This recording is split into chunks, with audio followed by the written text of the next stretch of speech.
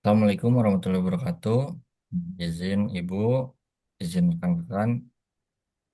Hari ini kami akan mempresentasikan mengenai work-life balance, yaitu sebagai perwujudan cita-cita yang keempat, memperkuat pembangunan sumber daya manusia. Next. Apa itu work-life balance? Salah satu poin dari Asta Cita adalah penguatan pembangunan sumber daya manusia. Konsep work-life balance sendiri menjadi semakin penting karena berkaitan langsung dengan kesehatan fisik, kesehatan mental, serta kesejahteraan individu. Sumber daya manusia yang mampu menjaga keseimbangan antara pekerjaan dan kehidupan pribadi cenderung memiliki kinerja yang lebih optimal, kreativitas yang lebih tinggi, serta loyalitas yang lebih kuat terhadap organisasi. Sebaliknya, ketidakseimbangan dapat berdampak pada burnout, penurunan motivasi kerja. Berdasarkan data Kementerian Kesehatan RI tahun 2023, sebanyak 83% pekerja di Indonesia mengalami gejala burnout. Gejalanya ada tiga, yakni yang pertama adalah kelelahan kronis yang tidak membaik dengan istirahat. Yang kedua adalah sikap negatif, sinis terhadap pekerjaan. Yang ketiga adalah penurunan performa yang signifikan. Berdasarkan penjabaran masalah di atas, fenomena yang terjadi di lingkungan kerja saat ini, burnout menjadi salah satu permasalahan yang banyak dialami oleh pekerja akibat tingginya tuntutan pekerjaan dan kurangnya keseimbangan antara kehidupan kerja dan pribadi.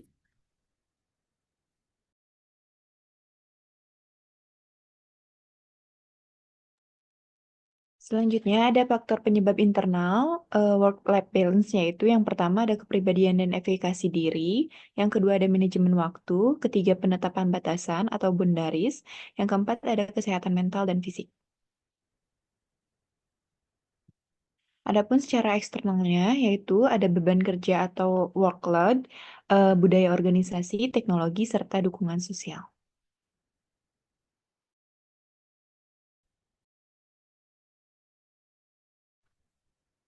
Kemudian ada dampak positif dan dampak negatif dari work-life balance. Untuk dampak positifnya sendiri ada meningkatkan produktivitas kerja, menurunkan risiko burnout dan stres kerja, meningkatkan kualitas pelayanan publik, mendorong loyalitas dan kepuasan kerja. Sedangkan sebaliknya untuk dampak negatifnya, ada penurunan kinerja dan produktivitas, munculnya burnout dan gangguan kesehatan mental, menurunnya kualitas pelayanan publik, dan yang terakhir ada menurunnya kualitas pelayanan publik. Next. Di Indonesia tersendiri, ada beberapa dasar hukum yang secara implisit mengatur tentang work-life balance. Yang pertama ada UU nomor 20 tahun 2003 tentang ASN, menjelaskan tentang sistem merit ASN, kesejahteraan dan pengembangan kompetensi serta profesionalitas ASN. Selanjutnya ada PP nomor 21 tahun 2023 mengatur tentang jam kerja ASN, yaitu sebanyak 37 jam, 30 menit dalam satu minggu, dan adanya fleksibilitas kerja. Selanjutnya ada UU nomor 13 tahun 2003 tentang ketenagakerjaan yang diperbarui dengan Undang-Undang nomor 6 tahun 2023, mengatur tentang pengaturan jam kerja sebanyak 7 jam per hari untuk 6 hari kerja atau 8 jam per hari untuk 5 hari kerja, dan mengatur tentang hak istirahat, cuti, serta lembur. Next. Sebagai perbandingan, eh, ada beberapa dasar hukum work-life balance untuk di luar negeri. Yang pertama ada Working Time Directive 2003-88 EC Uni Eropa, mengatur maksimal 48 jam kerja dalam satu minggu. Kemudian minimal 11 jam istirahat harian dan hak cuti tahunan minimal 4 minggu. Selanjutnya ada Right to Disconnect Law di Prancis yang mengatur pekerja berhak tidak merespon komunikasi kerja di luar jam kerja. Dan yang terakhir ada Work Style Reform Law di Jepang, mengatur pembatasan lembur, kewajiban pengambilan cuti, dan perlindungan kesehatan kerja.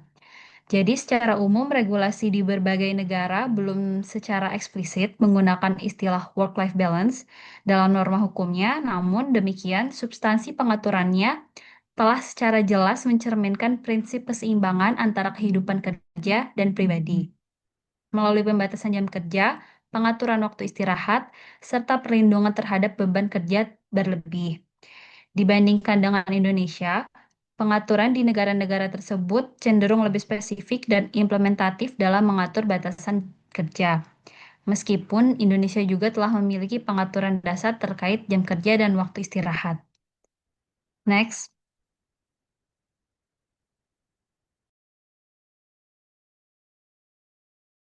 Yang berikutnya adalah analisis isu dengan metode USG. Yang pertama, U adalah urgency, yang S adalah seriousness, yang G-nya adalah growth. Yang pertama, urgency. Burnout merupakan masalah yang sangat mendesak untuk ditangani karena semakin banyak pekerja mengalami kelelahan akibat tekanan kerja yang tinggi dan kurangnya work-life balance. Jika tidak segera diatasi, kondisi ini akan dapat mengganggu kinerja individu maupun organisasi secara langsung. Berikutnya adalah seriousness. Burnout memiliki dampak yang serius. Dampaknya meliputi stres berat, penurunan kinerja, hingga risiko gangguan kesehatan yang lebih parah. Selain itu, burnout juga dapat merugikan organisasi melalui peningkatan kesalahan kerja dan turnover karyawan. Yang ketiga adalah growth. Masalah burnout memiliki potensi perkembangan yang cepat jika tidak ditangani. Lingkungan kerja yang kompetitif dan tuntutan kerja yang harus meningkat membuat risiko burnout semakin besar, terutama di era digital yang menuntut kecepatan dan fleksibilitas tinggi. Berikutnya adalah tabel USG. Yang pertama adalah isu. Isunya adalah beban kerja yang berlebih, seringkali di luar job desk, dan mengharuskan untuk standby di luar kerja. Urgensinya dapat nilai 5, seriousness nilainya 5, growth nilai 5, sehingga nilainya berupa 15. Yang kedua adalah tekanan kerja yang tinggi dengan target kerja yang tidak realistis, serta kompetisi antar pegawai di tempat kerja yang mendapat meningkatkan stres. Urgensinya 5, seriousness-nya 5, growth-nya 4. Angkanya 14. Yang terakhir, ada rutinitas kerja yang monoton, dilakukan berulang tanpa variasi menyebabkan kejenuhan saat bekerja. Urgensinya 5, seriousness-nya 4, dan growth-nya 3, nilainya 11.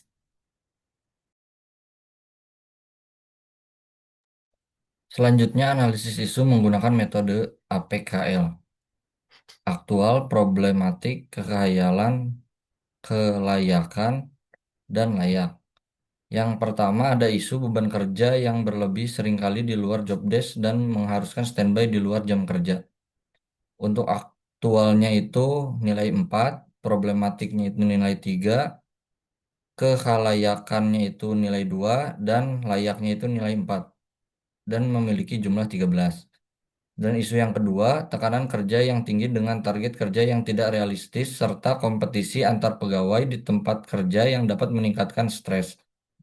Nilai aktualnya itu 3, untuk nilai problematiknya 3, nilai kehalayakannya 3, dan nilai layaknya 3, dan berjumlah 12. Dan untuk isu yang ketiga, rutinitas kerja yang monoton yang dilakukan berulang tanpa variasi menyebabkan kejenuhan saat bekerja.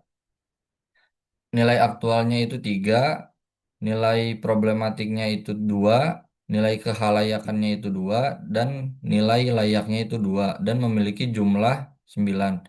Dari ketiga isu tersebut, yang menjadi prioritas adalah isu nomor 1. Next.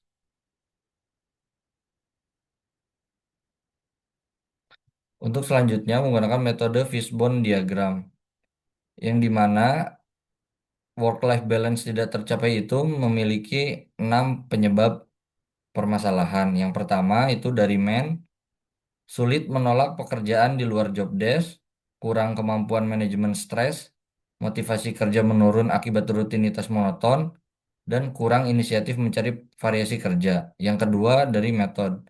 Yang pertama, pembagian tugas tidak jelas. Selanjutnya, job desk tidak terdefinisi dengan baik. Sistem kerja tidak fleksibel. Pola kerja monoton dan repetitif. Dan yang terakhir, tidak ada rotasi pekerjaan. Yang ketiga, manajemen.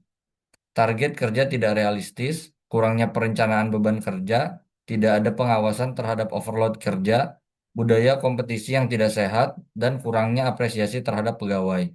Selanjutnya, environment. Tekanan kerja tinggi, persaingan antar pegawai, lingkungan kerja kurang suportif, dan kurangnya komunikasi antar tim. Selanjutnya, time. Jam kerja tidak terkontrol, sering standby di luar jam kerja, tidak ada batasan jelas antara kerja dan waktu pribadi, dan kurang waktu istirahat. Dan yang terakhir ada workload. Beban kerja berlebih, tugas di luar job desk, distribusi pekerjaan tidak merata, dan volume pekerjaan terlalu tinggi yang menyebabkan work-life balance itu tidak tercapai. Next.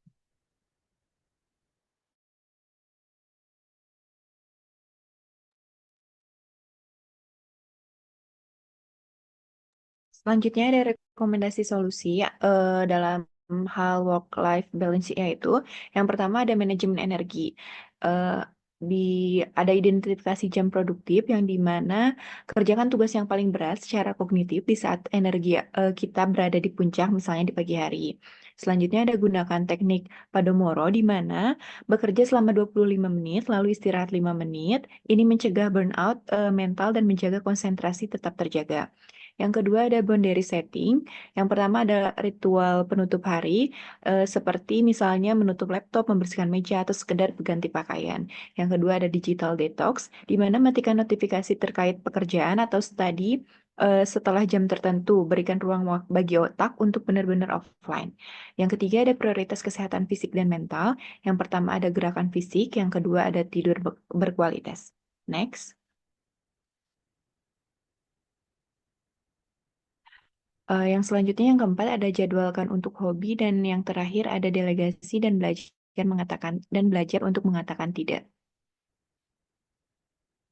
Lalu kesimpulannya, work-life balance bukanlah sebuah tujuan akhir yang statis, melainkan sebuah proses adaptasi yang dilakukan secara terus-menerus. Keseimbangan ini tidak berarti membagi waktu secara rata 50-50, melainkan tentang bagaimana kita mengalokasikan energi secara proporsional agar kehidupan profesional dan personal dapat berjalan beriringan tanpa mengorbankan kesehatan mental.